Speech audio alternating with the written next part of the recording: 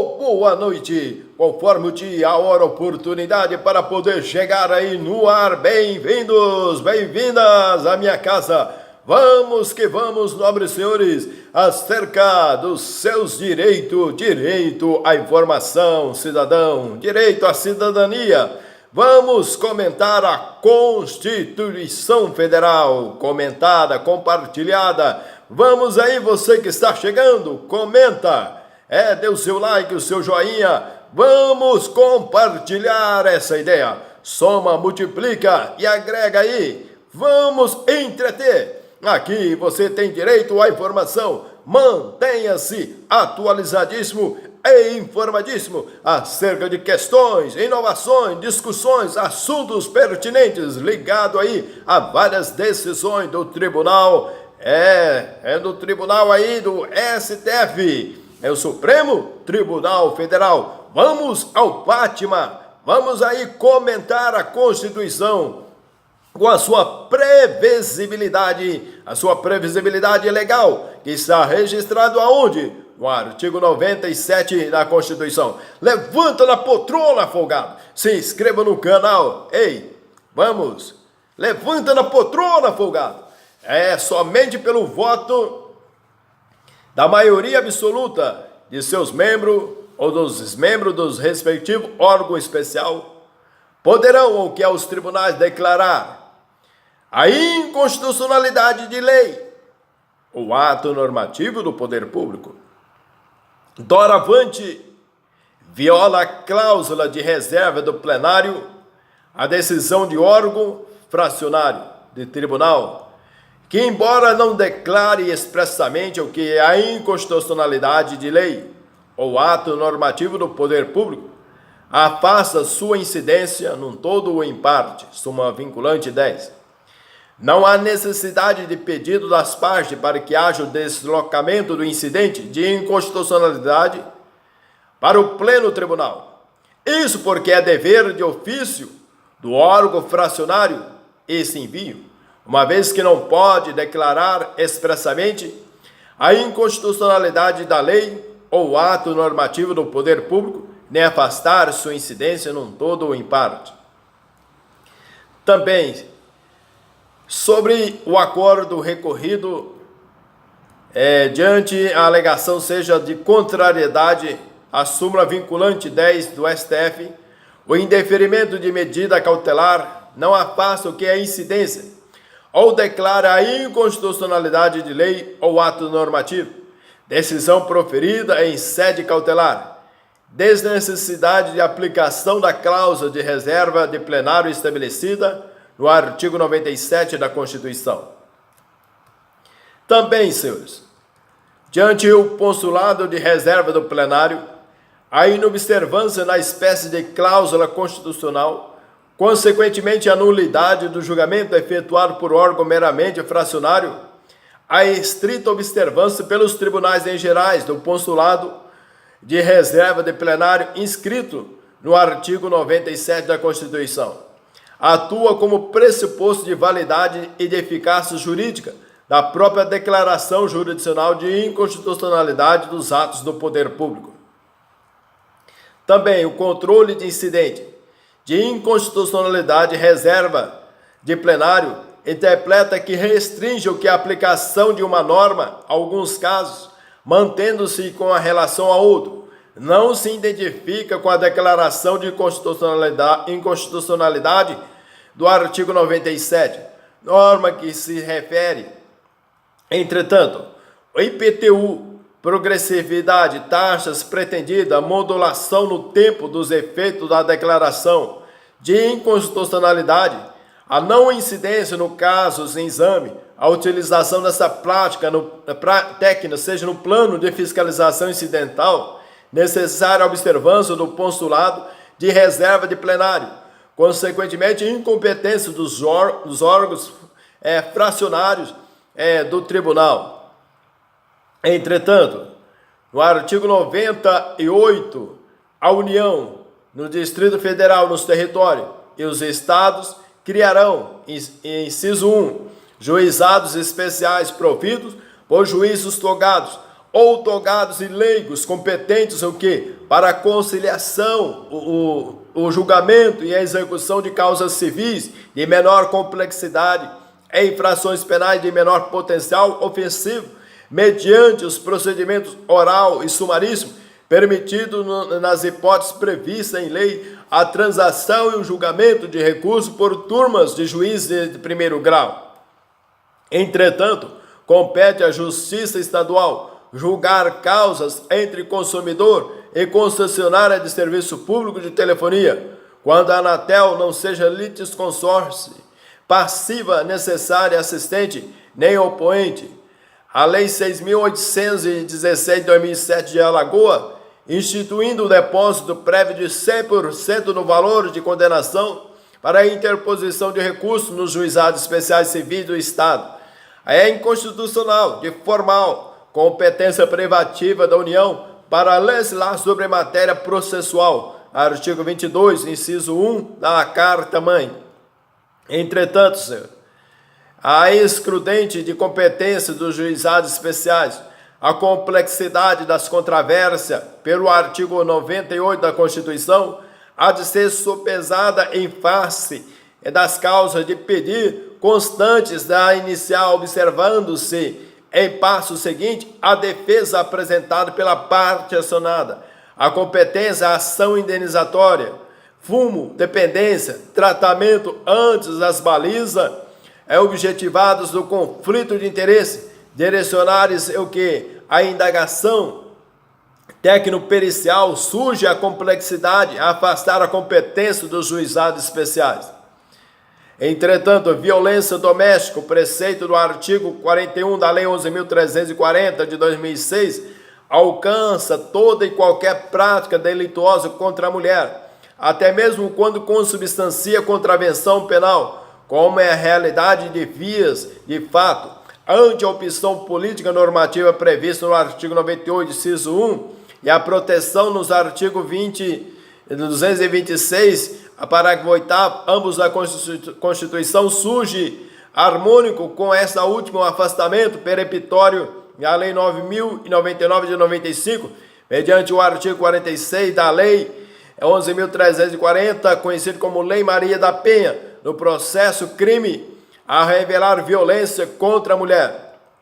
Entretanto, senhor, diante a jurisprudência do STF é pacífica quanto à impossibilidade de conhecimento de mandado de segurança impetrado contra ato pretensamente coator praticado por juiz de direito integrante do juizado especial em face de sua absoluta incompetência. De antemão,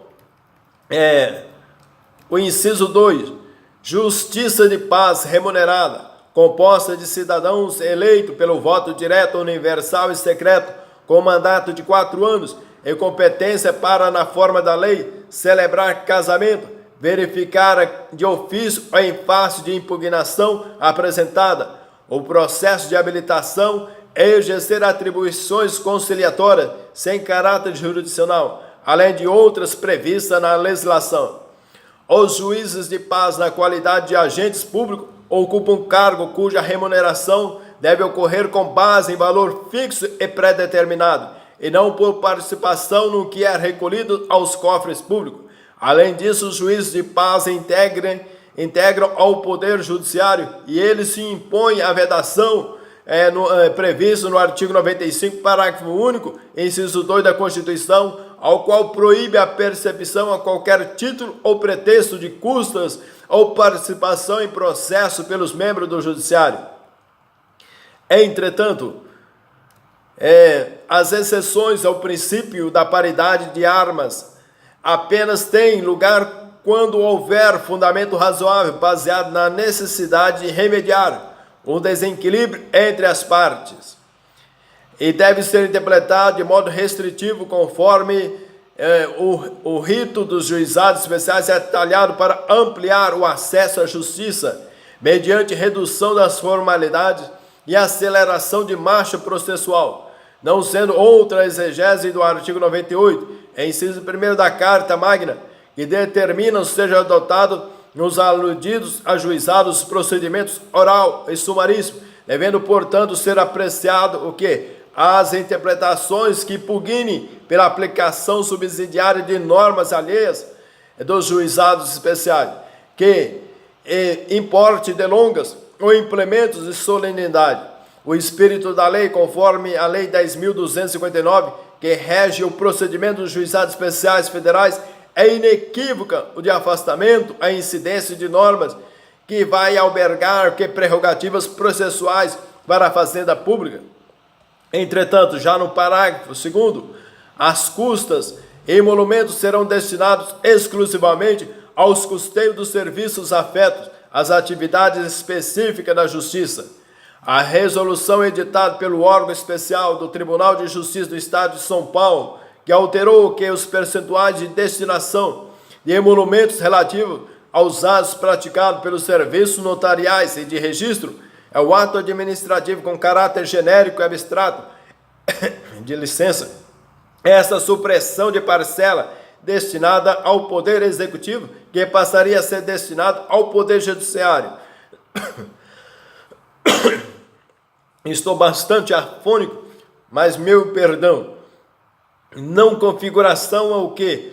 A violação ao artigo 98, parágrafo 2º da Constituição, uma vez que o referido dispositivo constitucional inclui tanto as custas e emolumentos oriundos de atividade notarial e de registro, quanto aos emolumentos judiciais propriamente dito.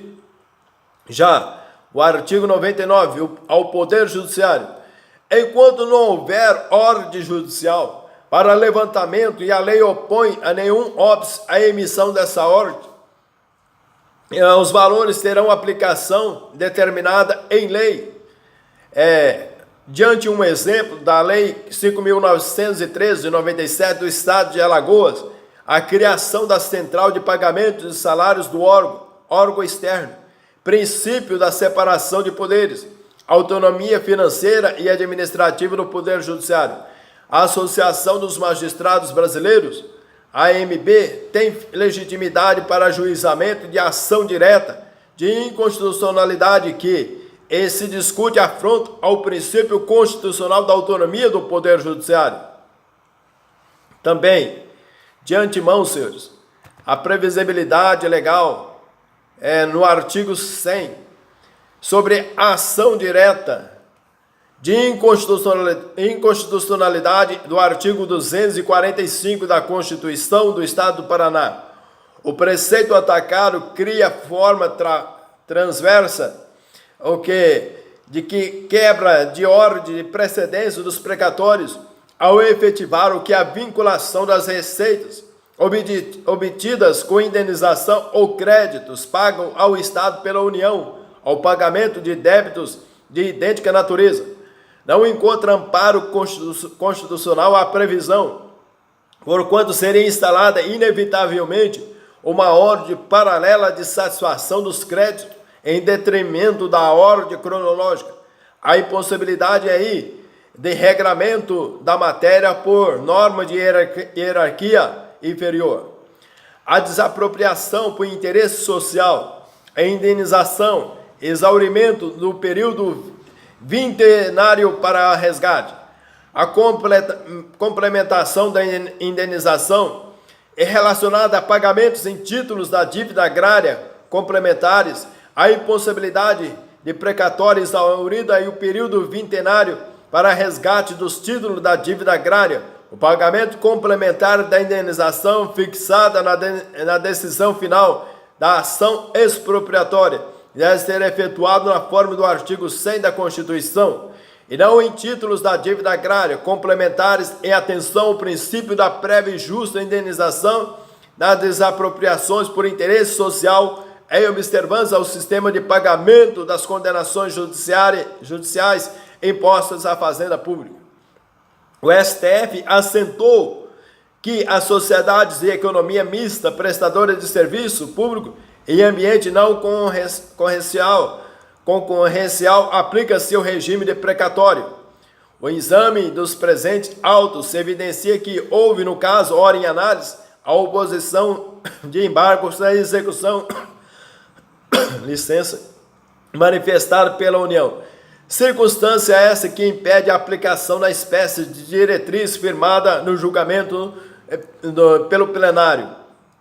De antemão, o sistema de precatório instituído pela Constituição não exclui o pagamento realizado pela Fazenda Pública decorrente de descumprimento de sentença de natureza mandamental incabível que, no plano aí, no caso, o bloqueio da renda pública, o processo de execução por quantia certa contra a Fazenda Pública, reger-se nos termos de que prescreve a própria lei fundamental por normas especiais que, ao instituir o regime constitucional dos precatórios, estende-se a todas as pessoas jurídicas de direito público interno, inclusive as entidades autárquicas, ao qual a disciplina constitucional desse processo de execução na redação anterior, promulgação da emenda constitucional 30, 37 e 62, o qual tornava imprescindível a expedição do requisitório, independente de natureza e de valor do crédito exequendo. A exigência constitucional da expedição do precatório com a consequente obrigação imposta ao Estado de estrita observância da ordem cronológica de apresentação daquele instrumento de requisição judicial de pagamento tem por finalidade impedir favorecimentos pessoais indevidos e frustrar injustas perseguições ditadas por razões de caráter político administrativo.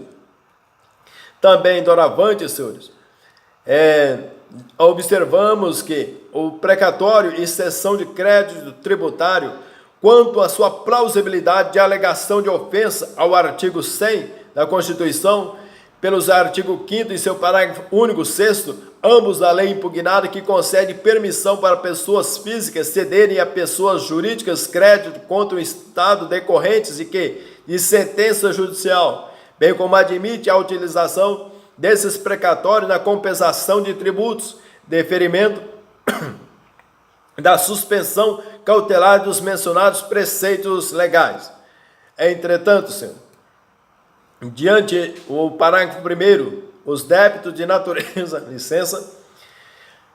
alimentícia compreende aqueles decorrentes de salários, vencimentos, proventos, pensões e suas complementações, benefícios previdenciários e indenizações por morte ou por invalidez, fundadas em responsabilidade civil, em virtude de sentença judicial transitada em julgado, e serão pagos com preferência sobre todos os demais débitos, exceto sobre aqueles referidos. A jurisprudência do STF, ao interpretar o alcance da norma inscrita da cabeça do artigo 100 da Constituição, firmou-se no sentido considerável, de considerar imprescindível, mesmo tratando-se de crédito de natureza alimentícia, a expedição de precatório, ainda que reconhecendo para efeito de pagamento de débitos fazendários a absoluta prioridade da prestação de caráter alimentar sobre os créditos ordinários de índole comum. O sentido aí teleológico da norma na cabeça do artigo 100 da Carta-Mãe, cuja gênese reside o que concerne aos seus aspectos essenciais. Entretanto, objetivar o que é viabilizar, na concreção de seu alcance, a submissão incondicional do poder público ao dever de respeitar o princípio que confere preferência jurídica a quem dispuser de precedência cronológica. Também, o parágrafo 2º, os débitos de natureza alimentícia, cujos titulares tenham 60 anos de idade ou mais na data de expedição do precatório, ou seja, portadores de natureza grave, definidos na forma da lei, serão pagos com preferência sobre todos os demais débitos, até ao valor equivalente ao triplo do fixado em lei, para os fins do disposto no parágrafo 3º deste artigo, admitindo o fracionamento para essa finalidade, sendo que o restante será pago na ordem cronológica de apresentação do precatório. O pagamento prioritário até certo limite de precatórios devido a titulares idosos, ou que seja portadores de doença grave, promove com razoabilidade a dignidade da pessoa humana. a proporcionalidade, situando-se dentro da margem de conformação do legislador constituinte, para operalização o que da movel preferência subjetiva. A expressão na data de expedição do precatório, enquanto baliza temporal para aplicação de preferência no pagamento de idosos, ultraja a isonomia entre os cidadãos credores da fazenda pública, na medida em que discrimina sem qualquer fundamento aqueles que venham alcançar a idade de 60 anos, não na data da expedição do precatório, mas se posteriormente, enquanto pendente, este ainda não ocorrido o pagamento. No parágrafo 3º, o disposto no caput desse artigo, relativamente à expedição de precatórios, não se aplica aos pagamentos de obrigações definidas em lei como de pequeno valor, que as fazendas referidas devem fazer em virtude de sentença judicial transitada em julgado. O poder público, doravante, a pretexto de satisfazer conveniências próprias, não pode fazer incidir retroativamente, eu diria, sobre situações definitivamente consolidadas, a norma de direito local que reduz, para fins do artigo 100, no parágrafo 3º da Constituição, o valor das obrigações estatais devidas para com apoio é referida à legislação, submeter à execução contra ele já iniciada, fundada em condenação judicial, também anteriormente transitada em julgado ao regime ordinário de precatório, frustrando desse modo a utilização. Entretanto, diante esta, já adiantando no parágrafo 4º, para fim do disposto no parágrafo 3º, podendo ser fixado por leis próprias, valores distintos às entidades de direito público, segundo as diferentes capacidades econômicas, sendo o mínimo igual ao valor do maior benefício do regime geral da Previdência Social. Entre os precatórios, as obrigações de pequeno valor, o artigo 100, no parágrafo 3º, atos de disposição da Constituição transitória, a possibilidade de fixação pelos Estados-membros de valor referencial inferior ao do artigo 87, em relação a dada pela emenda constitucional 37 de 2002. Já no parágrafo 5º, é obrigatório o quê? Na nota de disposição do parágrafo 1º do artigo 100, correspondente aí ao artigo 5º, durante o previsto no parágrafo 1º do artigo 100, a Constituição não incide juros de mora sobre precatórios que neles sejam pagos. A súmula vinculante 17. Os precatórios apresentados até 1º de julho devem ser pagos até o final do exercício seguinte, por mandamento constitucional. A não incidência de juros e mora nesse período ocorre justamente porque nele não existe mora, em decorrência de norma constitucional. Isso se mantém independente de qualquer ou quando ocorrer o pagamento de precatório. No caso de pagamento ocorrer após o prazo estabelecido pela Constituição, haverá incidência de juros e mora, mas só no período em que houver mora, ou seja, depois do prazo estabelecido para o pagamento. Não prospera, portanto, a pretensão das agravantes de submeter a não incidência prevista na súmula vinculante 17 do STF a uma condição resolutiva, a qual seria o pagamento dentro do prazo. Não basta, para efeito de caracterização típica do delito definido nos inciso 15 do artigo 11, deixar de cumprir a ordem judicial, que exista determinação emanada de autoridade judiciária nesta lei delegada, pois se mostra igualmente necessário que o magistrado tenha proferido decisão em procedimento revestido de natureza jurisdicional, uma vez que a locução constitucional encerra conteúdo específico e possui sentido conceitual. Já no parágrafo 6º, as dotações orçamentárias e créditos abertos serão consignados diretamente ao Poder Judiciário, cabendo ao presidente do tribunal que proferir a decisão exequenda determinar o pagamento. Já no parágrafo 8º, é vedado que a expedição de precatórios complementares ou suplementares de valor pago, bem como o fracionamento, repartição ou quebra do valor da execução para fins de enquadramento de parcela do total ao que dispõe o parágrafo 3º.